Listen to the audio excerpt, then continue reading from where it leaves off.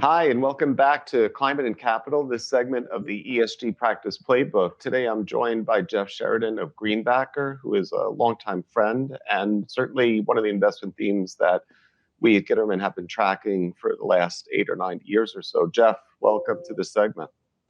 Thank you, sir. Hope you're doing well.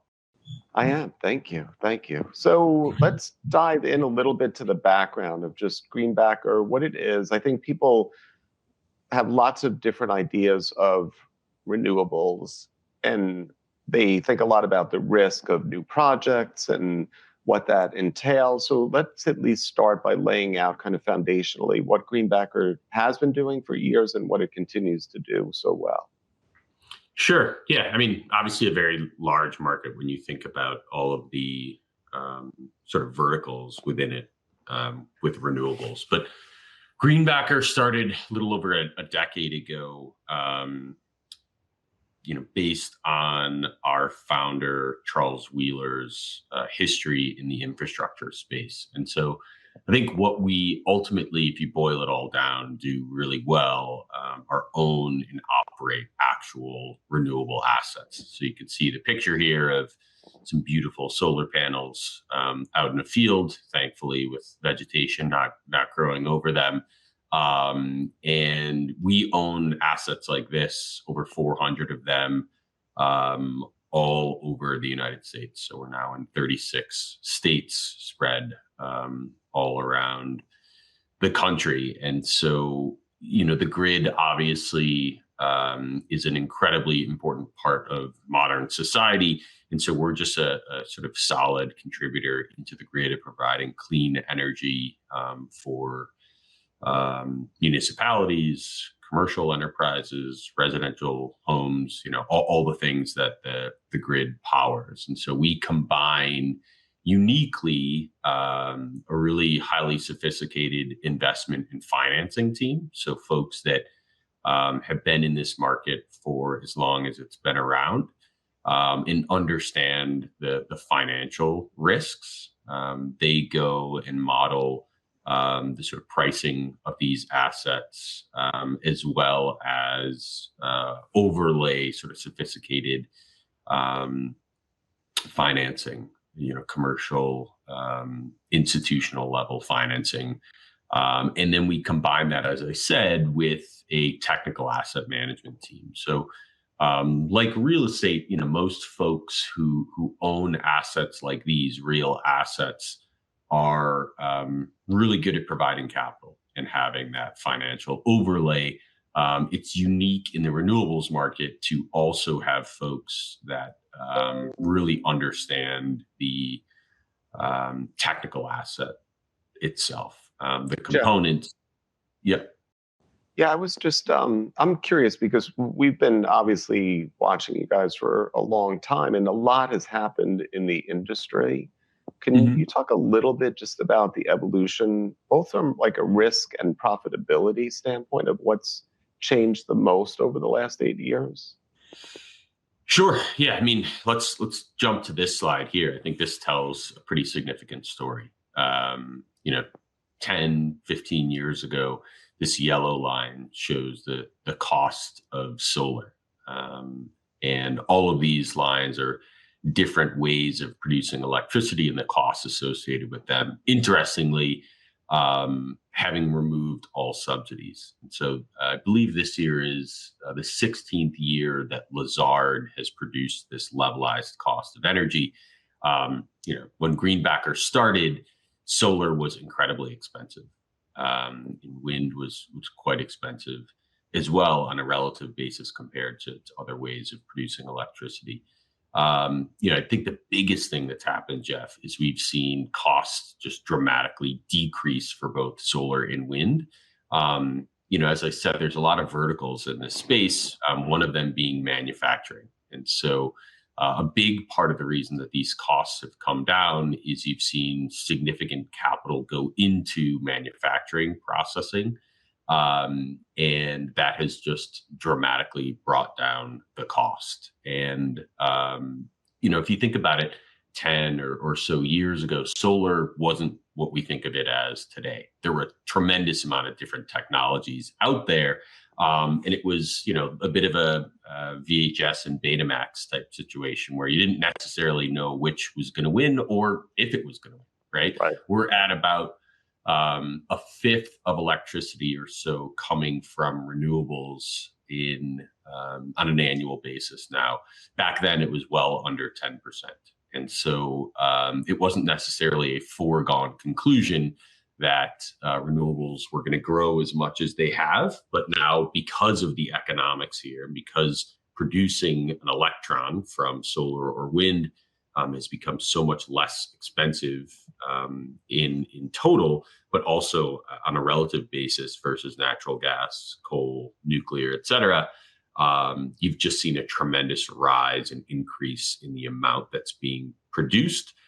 So much so that now we're sort of at a 2.0 type of situation of how do we actually have a grid that has a significant amount coming from renewables. So the expectation is that by 2050, over 2/3 of all of electricity will come from renewables. And now domestically, you have a huge market, right?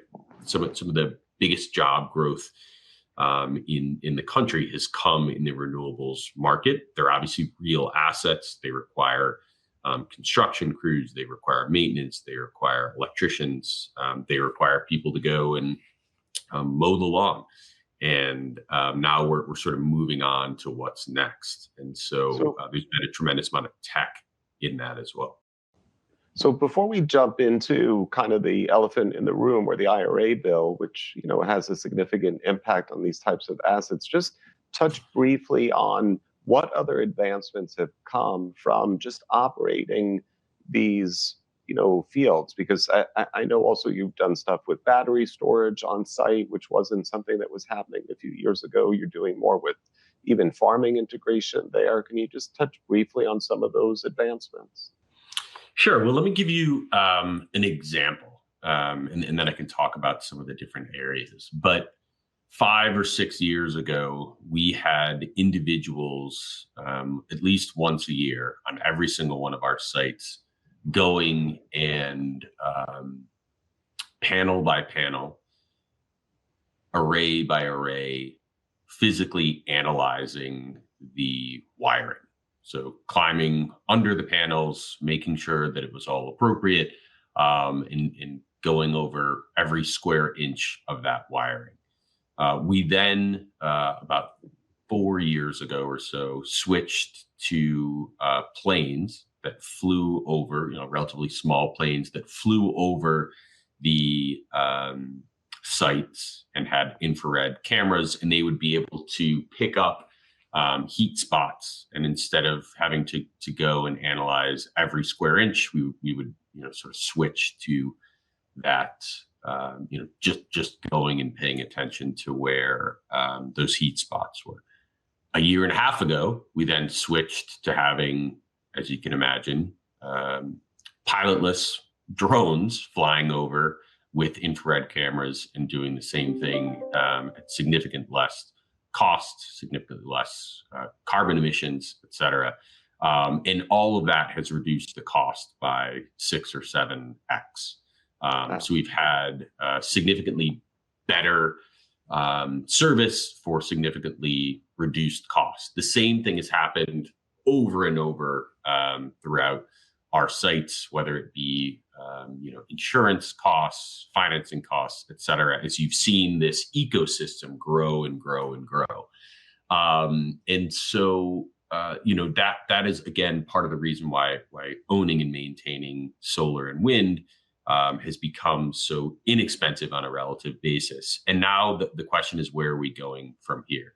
As I mentioned, this sort of 2.0 approach, in order for that to happen, we need a stable grid. And so the next big area of growth is certainly going to be batteries. Again, if you think about 10 years ago, solar and wind weren't necessarily a foregone conclusion.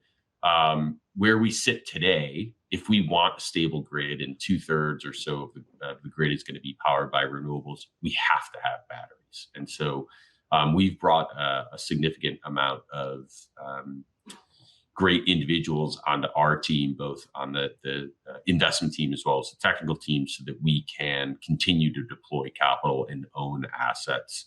And then there's a tremendous amount of interest from states for these assets to happen. So these are batteries that are individually just located on the grid, and then many that are co-located with, as storage with a wind asset or a solar asset.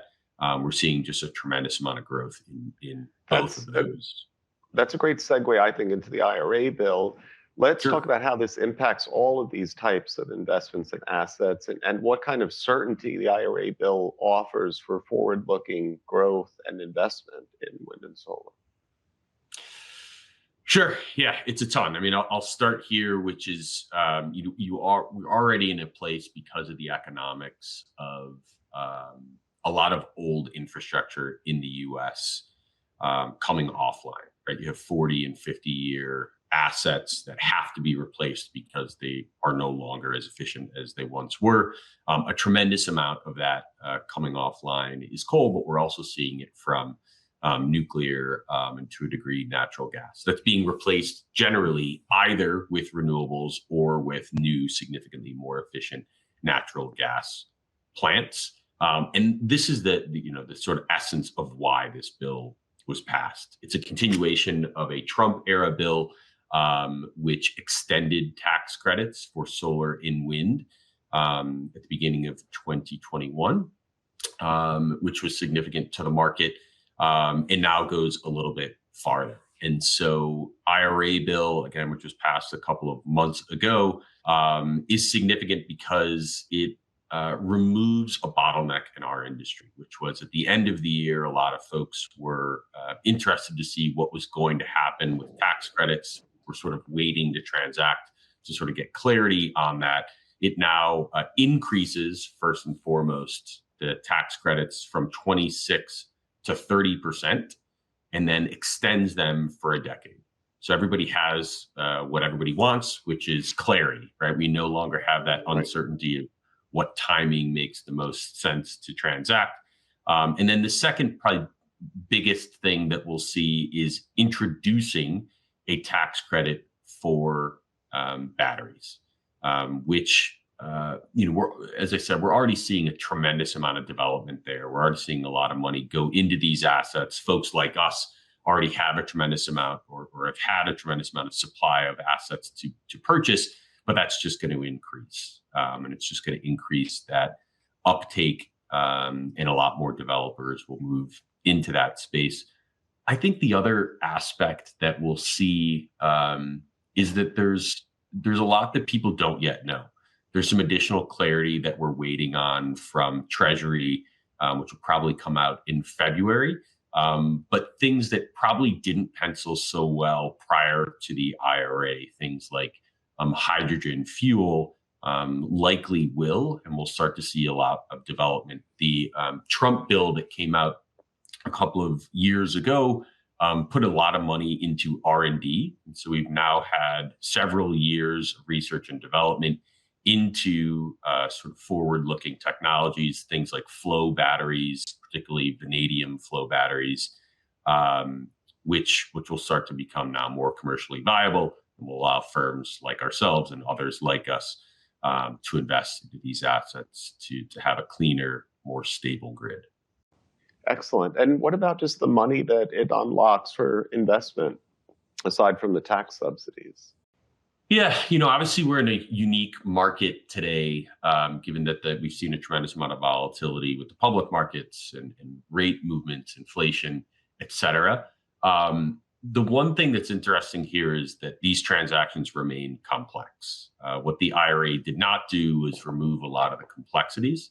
So there's definitely a lot of capital that is now interested in moving to this space, but it still requires a significant amount of expertise. You can't just provide capital. And so you're still going to see, a significantly smaller subset of investors that can take advantage of this, and individual investors or institutional investors are going to need partners that really know how to put the capital to work. Well, we certainly love Greenbacker and the work that you guys are doing. We think you guys are great partners. And for those interested, they could find more information in the attachments as well as at the Greenbacker website. Jeff, thanks so much for joining me today on this segment of Climate and Capital, the ESG Practice Playbook. Thank you, Jeff. And let me throw it right back to you that we love Gitterman Asset Management. Appreciate everything you're doing for the market, and look forward to talking to you soon.